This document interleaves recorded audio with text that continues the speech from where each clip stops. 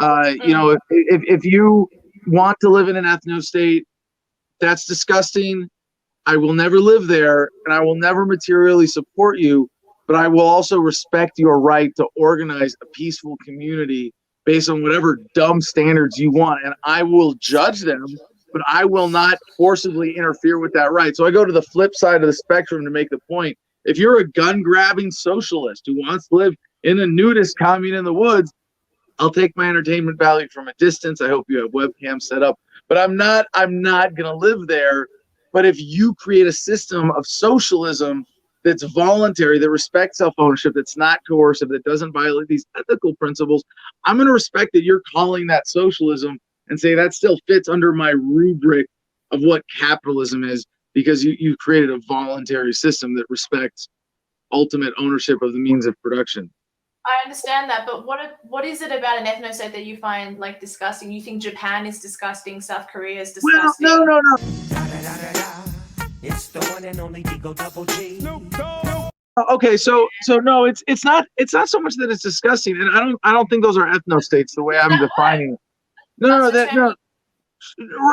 but and pardon me if you have a different use of the word ethno-state. This isn't my shtick. I don't like make a big deal out of this. I don't really care. But you brought it up. I didn't bring it up. No, sure.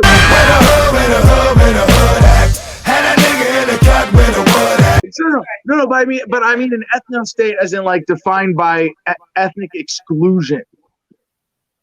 Okay. But that's the point of an ethno-state. The point of an ethno-state is that you want one tribe to be together. You want homogeneity. I'm Latina. Right. Ethnic I don't belong in Australia. Yeah, right, so, I don't belong in Australia. Technically, I should be in Colombia or Spain.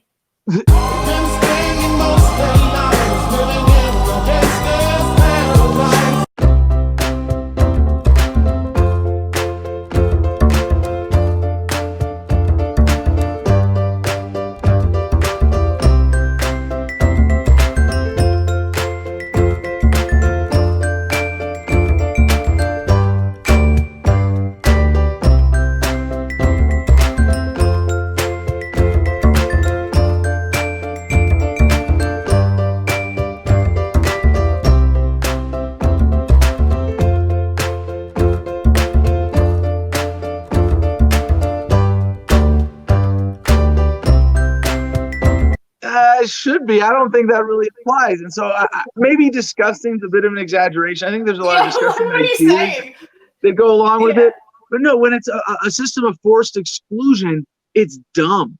It's really dumb. I mean, but racism. It is to make culture's dumb. Okay, fair enough. You want to get into that? You want to do that? You want to go that way? I don't know. My audience will hate you, I think. They're like, well, wait, we believe in an ethno-state. I'm neither a civ nat, nor am I a nationalist. So I'm sort of somewhere in a weird, I don't have a position on that specifically, but I understand the nationalistic argument and I don't find it disgusting. But I also don't want to go anywhere else. I'm happy here in Australia. The thing is, I find it's not necessarily disgusting. If there's an element of dehumanization associated with it, that is disgusting. But it's dumb and it's limiting.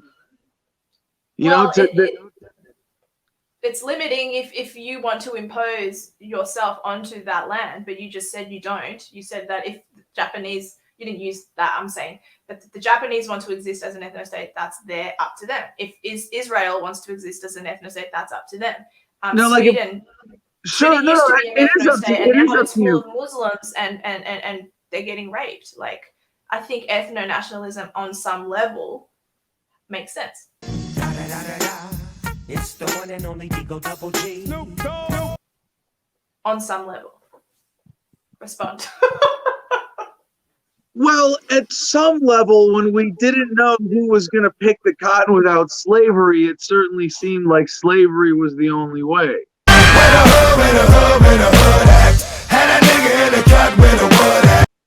And I think when you don't have a better way of judging or differentiating people or handling bad actors, there might be short-term consequentialist arguments to be made for government policies that are coercive, that are based on, ethnic designation. But I think the negative, even in the short term, the ends don't justify the means, and the negative consequence of that is better addressed by addressing the greater injustice of the state. Like I'm all for natural groupings, people coming together, congregating based on culture and preferences and values.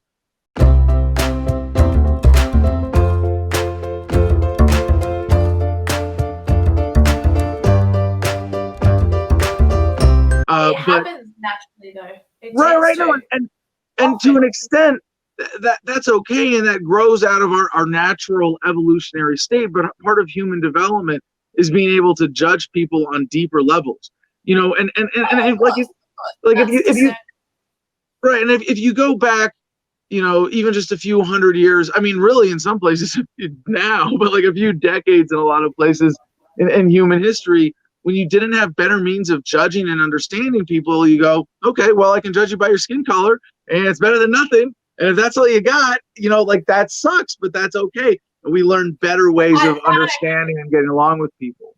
I absolutely agree with that, because we are more than our complexion. We are more, the content of our character should come into play more than anything. I agree with, but like in terms of the ethno-nationalist argument, I do think that a lot of that is natural.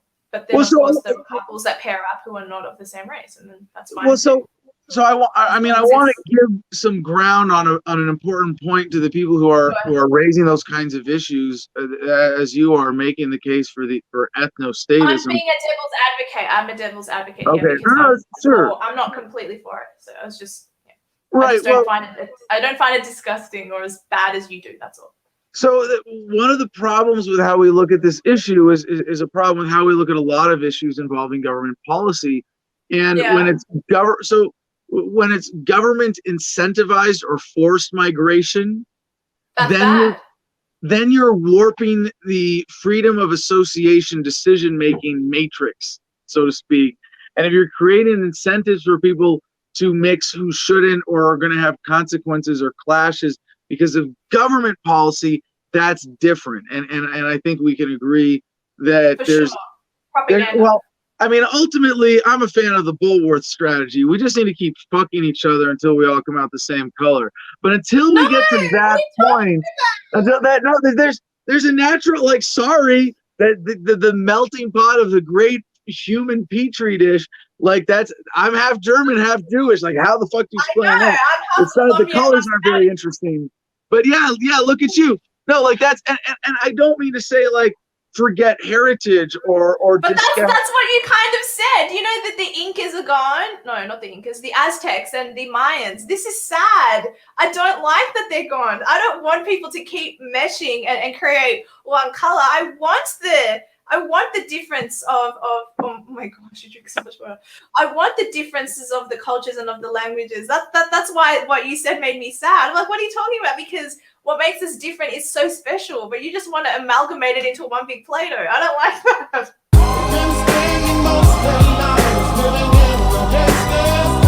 Well, we're all going to upload our consciousness into computers anyway, into robots. We'll all be and it's happening right now. Like, this conversation is part of the development of the human. Okay, I'm being a little facetious now. No, but there's a natural trend, and it's towards it is towards greater cooperation and greater harmony, and this is inherent to the nature of life itself. And I think I think there's a lot of importance to be placed in the work of Professor Steven Pinker. I reference him a lot, Harvard professor, who has proven that not only are we living, you can't be that intelligent. No, just kidding. Right. Not only prove that right now we are living in the most peaceful times in human history, you are less likely than ever before to die at the hands of another human being, but this follows a natural decay curve over time. And I disagree with a lot of his interpretations of his data, but his basic disagreeing with you right now. Yeah. No. The basic conclusion. What? Nothing. Go ahead. Well, I mean, you look back over. Go ahead. No, I want to hear what you.